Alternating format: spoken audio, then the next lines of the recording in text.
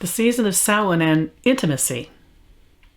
Following on yesterday's vlog about space as possibility, my thoughts journeyed to that amazing and sometimes overwhelming expansiveness, then shrinky-dinked down to the smallest point of intimacy within it. I think I was triggered in past years by that feeling of being on the moon, looking back and seeing in the reality of all that how small is the earth and therefore how small are we. So intimacy, the place where one thing touches another with no distance between.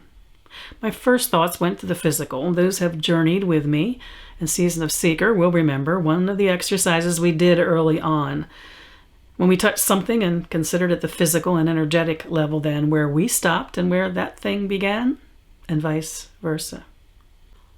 In the season of Samhain and its aspects of intimacy, we explore our own edges, often finding that they are illusions that we've created of where we end and how far we dare to go.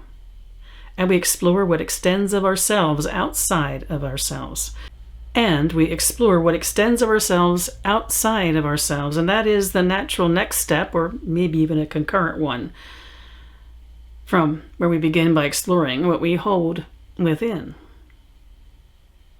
Intimacy in the season of space is not about aloneness. It's rather the possibilities that arise from our considering what we come in touch with and how we can be transformed by that. Intimacy, in this sense, is a moment of connection and discovery.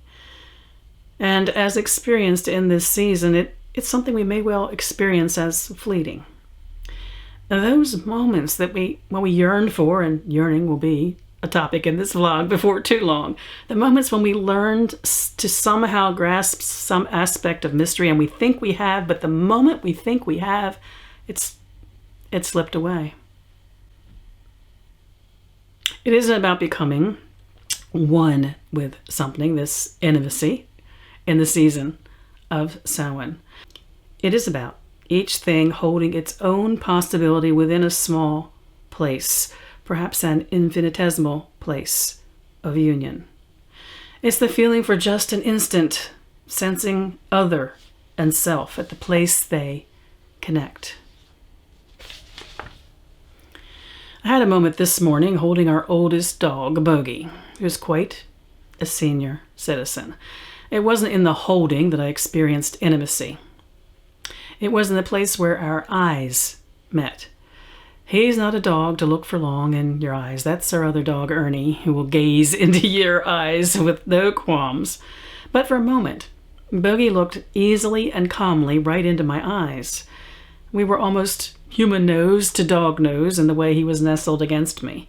And something happened in that moment of intimacy that I know I'll remember after our old man has passed on. In my original writing on this topic, I had just experienced a moment when something I had struggled to understand suddenly became clear to me. That is also a type of intimacy. When considering and understanding become, aha! I don't even remember what my aha moment was about in that writing, but I do remember the feeling of connection of thought to discovery. I'm not disallowing that intimacy can be one of physical nature, even body to body in nature, but that's for another time of year. In this season, intimacy can be something as lighthearted as two people sharing an inside joke that no one else understands or has a history with.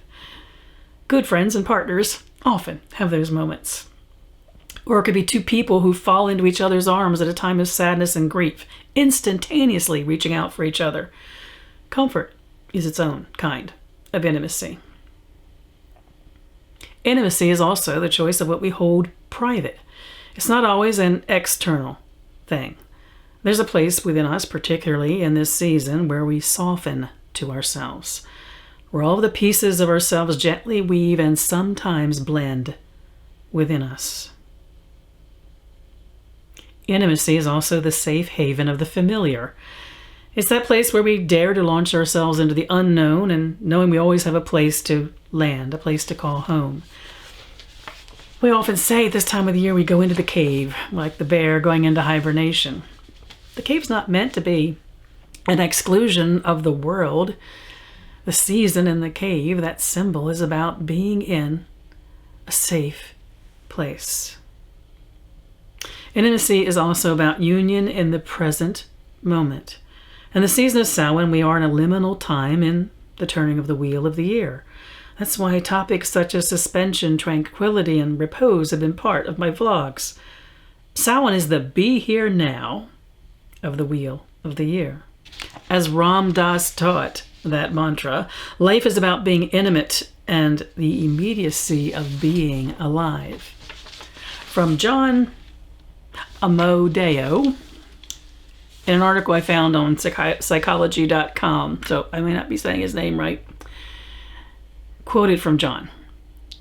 Rather than fit ourselves into some spiritualized model of how we're supposed to be, feel, or act, we learn what it actually means to be here now.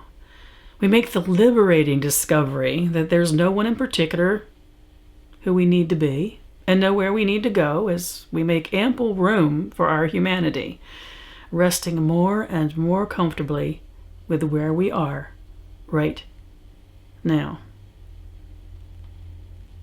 And that, my friends, feels like the season of Samhain to me. How about to you?